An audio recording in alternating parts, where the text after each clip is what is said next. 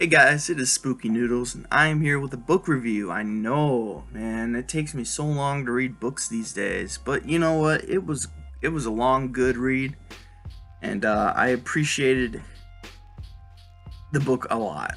I probably like this a lot more than others would.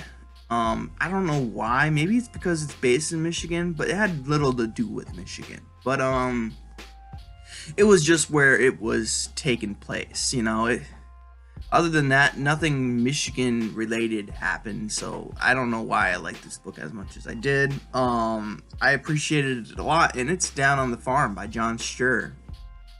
Let me read the back for you guys. Then I'll give you some insight of what I thought. And I'm sorry if I pronounce any names wrong or anything wrong. But yeah. On an isolated Michigan farm, an old barn stands cold and dark. Animals shun it. People are chilled by it. And its owner, Casey Dubois, keeps it locked and empty. But empty it's not. Beneath the floor, an ancient presence stirs. A monstrosity of bloodlust. It is starved, the food of human suffering. It thrives on the possession of others, body and soul. And the Dubois family, close-knit and innocent, is the perfect fodder for the demon's foul appetite. As the beast tightens its infernal grip on his family, Casey Dubois must fight to save everything dear to him, including his eternal soul. So that is Down on the Farm. What a sweet cover that is. Got a blurb up there from Stephen King. It says, I'd mark it down on my mental must-buy list. Stchur turns Michigan into Lovecraft country. And he's a little wrong, but at the same time he's right. I don't know how to say it. This book was fantastic. I give it 4 stars.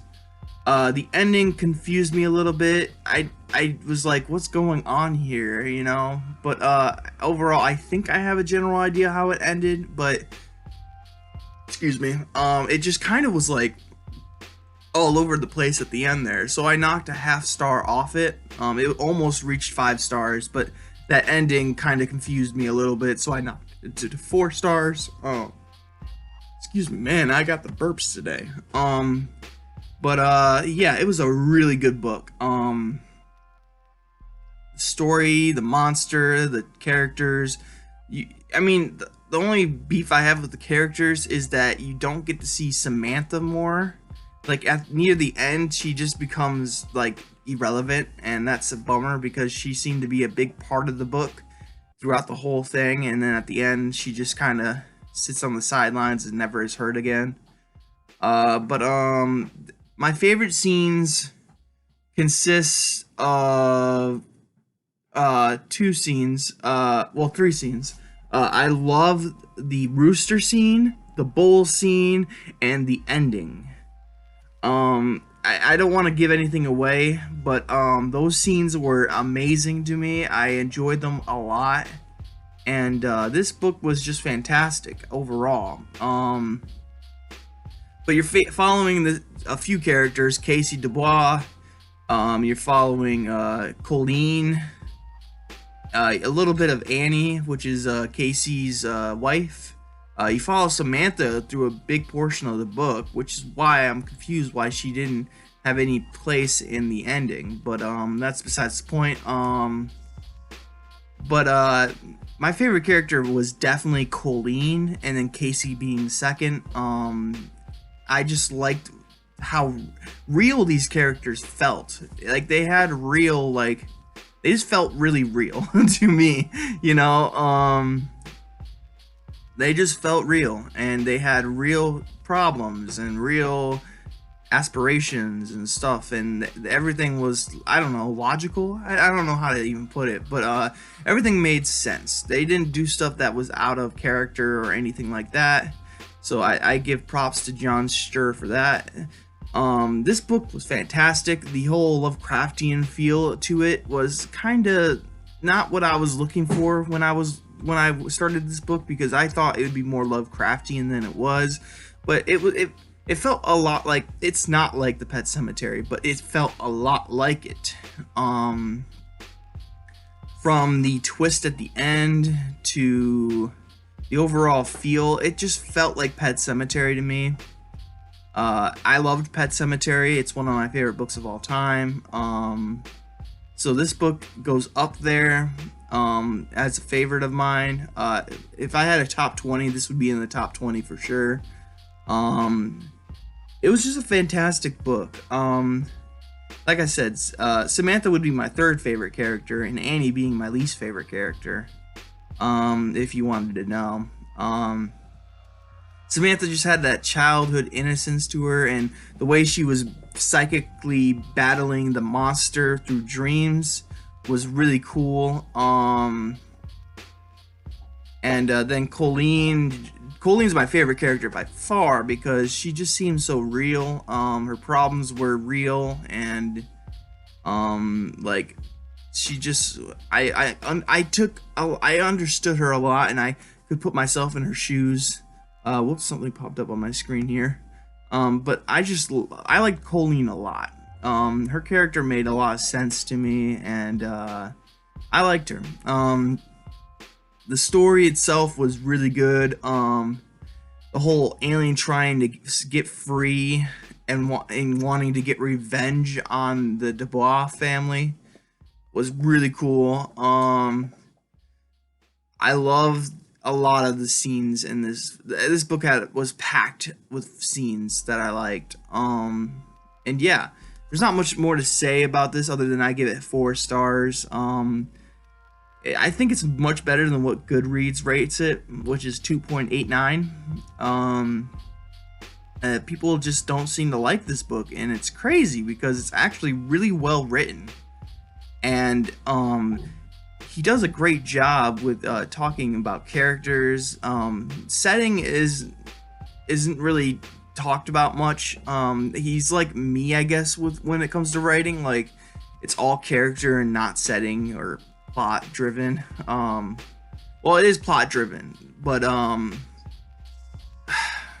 what I'm trying to say is the setting isn't really important. And I picked this book up for 2 reasons, and one reason was it's based in Michigan. 2, it's a Lovecraftian book, and it wasn't really. Those 2 things didn't really happen in this book. Like, they never talked much about being in Michigan, and the Lovecraftian feel of the book wasn't there. But it was still a really good book. Like I said, it reminds me a lot of Pet Sematary by Stephen King. It's really well written, by the way. I keep saying that, but like it's really well written, and if you're one for words, you might actually really like this book. I enjoyed this book a lot. It's only 216 pages long, but the end was just like boom. Like, I saw it coming, kind of, because the ending itself, like, the last page was boom. But the ending itself was like all over the place. Like, it knocked off a 1/2 star for me. It was almost a 5-star book if it wasn't for that. Not convoluted, but it was. I was confused.